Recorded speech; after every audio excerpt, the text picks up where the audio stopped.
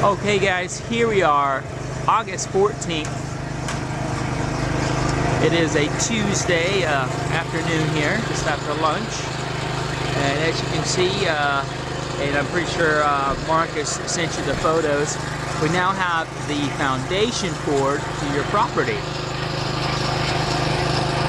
You have the center blocks, all the materials around here that'll be used to build.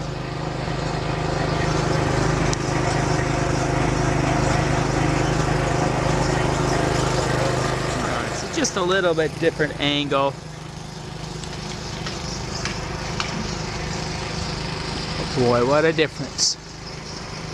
And of course, you know, we'll be here to document it as we go, start to go vertical. And until the next time, I look forward to reporting to you.